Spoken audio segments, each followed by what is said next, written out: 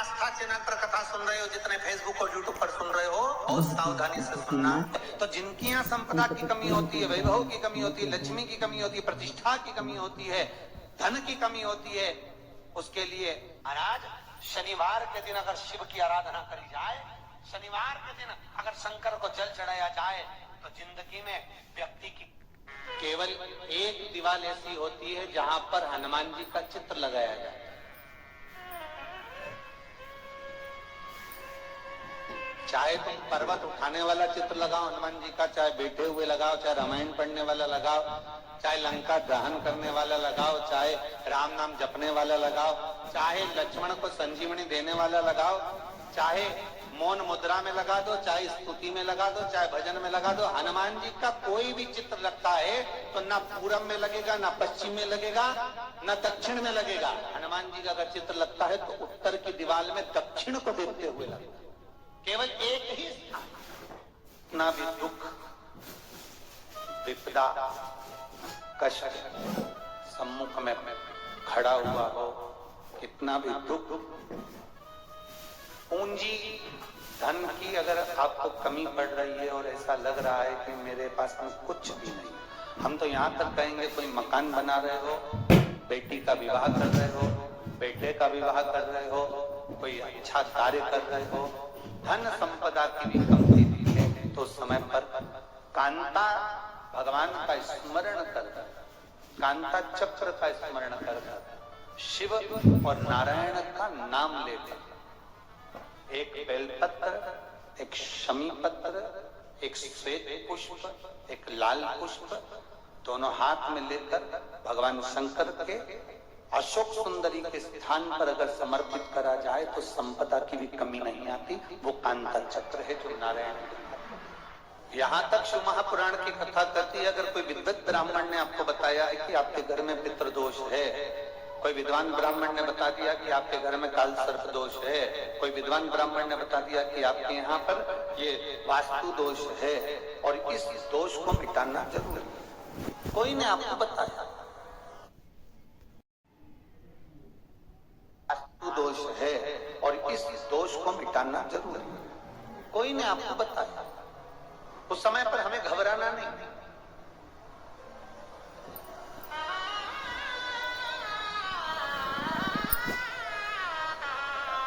उस समय में घबराने का क्रम नहीं है। कहते हैं पीपल का जो जल झड़ता है पीपल के वृक्ष से, आप लोगों ने कभी कभी देखा है कि नहीं देखा, वो आपको नहीं मालूम।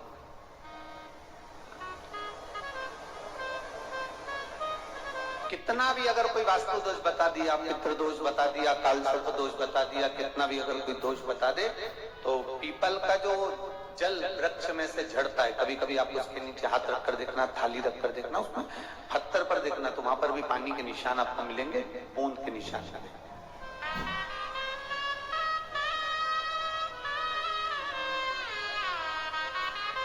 मात्र उस पीपल के वृक्ष के जल की एक बिंदी, एकमात्र बिंदी,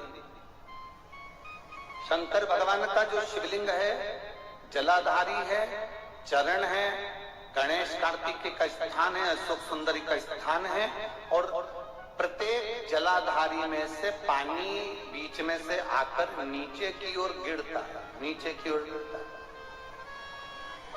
आप लोगों के स्मरण में हमने पहले भी बताया कि राइट में किसका स्थान है, गणेश जी का, लेफ्ट में कार्तिक के, बीच में अशोक सुंदरी। ये क्या है, पार्वती जी का हस्त कमल शिवलिंग, और ऊपर से जो जल एक एक बूंद शंकर जी के शिवलिंग पर गिर रहा है, वो शंकर जी की 5 लड़कियां जया, विषहरा, शामलीवारी, दौतली और देव, शंकर जी की 5 लड़कियों एक एक बूंद पानी शिव जी पर गिरा।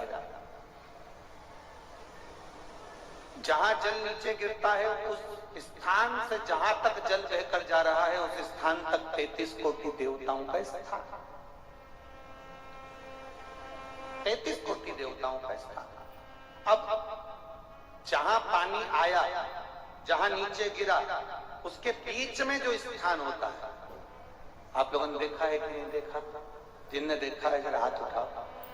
ये पानी जैसे यहाँ तक आया और यहाँ के बाद नीचे गिरेगा, तब वो नाली के माध्यम से बाहर जाएगा। तो जितनी दूर यहाँ से वो नीचे की ओर जो गिर रहा है, यहाँ से वो नीचे की ओर जो पानी जा रहा है, ये जो स्थान होता है, ये हमारे 3 दोषों को निवारण तुरंत कर देता है।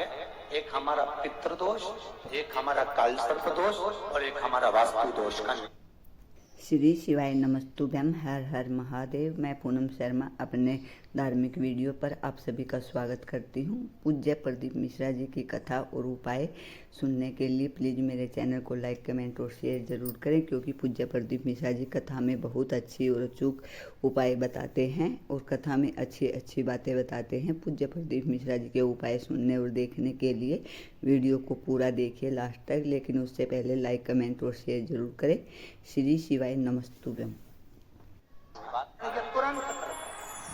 और ये तो हमने केवल आपको शिव महापुराण के माध्यम से बताया कि ये 3 दोष का निवारण कर देता है, पर यदि कभी आप ध्यान से लिंग पुराण को पढ़ेंगे,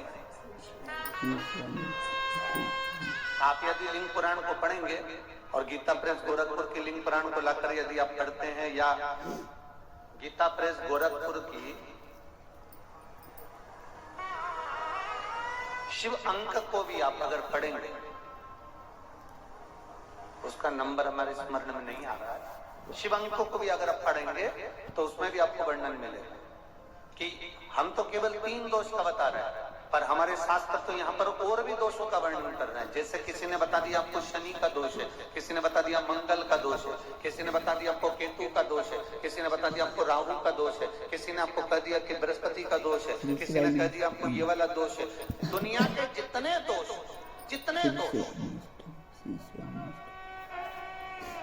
पीपल के वृक्ष के झड़ता हुआ जल की एक बूंद का स्पर्श, भले वो सूख गई हो, उसका एक स्पर्श मात्र जहां पानी नीचे की ओर गिर रहा है, उतनी परिधि, उतनी जगह के बीच में जहां से पानी गिरता है, बस उस स्थान पर अगर वो उंगली अपना नाम और गोत्र का स्मरण कर भी लगा दी जाए और एक लोटा जल चढ़ा दिया जाए, तो ये जितने दुनिया के दोष है वो अपने आप समाप्त हो ही जाते हैं। शंकर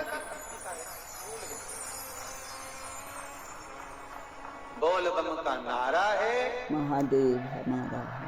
और अच्छे से समझ लो, जरा ध्यान में आ जाए आप लोगों के, नहीं तो गलत कर बैठो तो बहुत स्मरण रखिएगा। शिवलिंग जलाधारी में से पानी बहता है, नीचे की ओर जाता है। जितना मोटा शिवलिंग की ये जलाधारी होती है, उसमें से पानी जहाँ नीचे गिरता है, जितनी भी मोटी हो, उसमें कहीं पर भी आप बिंदी लगा सकते हैं। उस स्थान पर आप कहीं पर भी उस बिंदी को लगा सकते। कोई कह दे तुमको कि तुम्हारा मंगल गड़बड़ है, कोई कह दे तुमको तुम्हारा राहु गड़बड़ है, कोई कह दे तुमको तुम्हारा केतु गड़बड़ है, कोई तुमसे कह दे तुम्हारा बृहस्पति गड़बड़ है, तो समझ लेना कि हमारे ग्रह की दशा को सुधारने के लिए ये जो स्थान है, बस उस स्थान पर एक बिंदु अब आज के जमाने में आपने देखा होगा, जब से आप शंकर जी को जल चढ़ाना प्रारंभ करें, जब से आपने शिव महापुराण की कथा सुनना प्रारंभ करी, तब से आपने सुना होगा कि कोई भी अब ज्यादा आपको सुनने को नहीं मिलता कि वास्तु दोष हो गया, कि पितृदोष हो गया, कि कालसर्प दोष हो गया। इसके पहले का जो समय था, उस समय किसी को भी पत्रिका दिखाओ, किसी के पास भी जाओ, वास्तु दोष, कालसर्प दोष, पितृदोष, ये सारे दोष चलते रहते थे। पर तुमने जो एक लोटा जल शंकर भगवान को समर्पित करा, तुम्हारा चढ़ा हुआ जल उसी स्थान से नीचे गिर रहा है जहां हमने बिंदी लगाने का बताया, वहां से नीचे गिर रहा है, तो तुम्हारा दोष जल चढ़ाते चढ़ाते अपने आप दोष समाप्त होता चलेगा। जल वृद्धि से मतलब होता है जिस कन्या या वर का विवाह नहीं होता, हो गए या 30 साल हो गए, या जब 28 के बाद में लड़का लड़की क्रॉस हो जाए कि 29 में, 30 में, 32 में, 34 में, 40 तक पहुंच गए और विवाह नहीं हो रहा, तब बेलपत्री के जो पेड़ होता है, वृक्ष होता है, उस वृक्ष की जो डाली होती है, उस डाली के मनकों से जो माला बनती है, बाजार में भी मिल जाती है, बेल की माला, उस माला को भगवान शंकर को समर्पित कर बेलपत्री के वृक्ष के नीचे बैठकर भगवान शंकर का पंचाक्षर मंत्र का जाप करना है। कौन सा मंत्र है? पंचाक्षर मंत्र कल बताया था। नमः शिवाय। शिवाय। एक मुखी से लेकर 14 मुखी रुद्राक्ष होते हैं। जितना छोटे से छोटा रुद्राक्ष होता है उतना सुख देता है। एक मुखी रुद्राक्ष लक्ष्मी की वृद्धि के लिए होता है। 3 मुखी रुद्राक्ष विद्या प्राप्ति के लिए होता है। जो बच्चे पढ़ने में कमजोर हो, विद्या में कमजोर हो, या तो उनको लाल धागे में गले में पहना दो। नहीं पहनते बच्चे तो जहां वो सोते हो। श्री शिवाय नमस्तुभ्यम। हर हर महादेव। पूज्य प्रदीप मिश्रा जी ने आज कथा में शनिवार के बहुत अच्छे और अचूक उपाय बताए हैं। अगर आपको उपाय अच्छे लगे और कथा अच्छी लगी तो प्लीज़ लाइक, कमेंट और शेयर जरूर करें और कमेंट बॉक्स में हर हर महादेव अवश्य लिखें। श्री शिवाय नमस्तुभ्यम। हर हर महादेव। प्लीज़ मेरे चैनल को सब्सक्राइब जरूर करें ताकि अगली वीडियो की नोटिफिकेशन आप तक आ सके। मेरा चैनल है धार्मिक वीडियो। हर हर महादेव। श्री शिवाय नमस्तुभ्यम।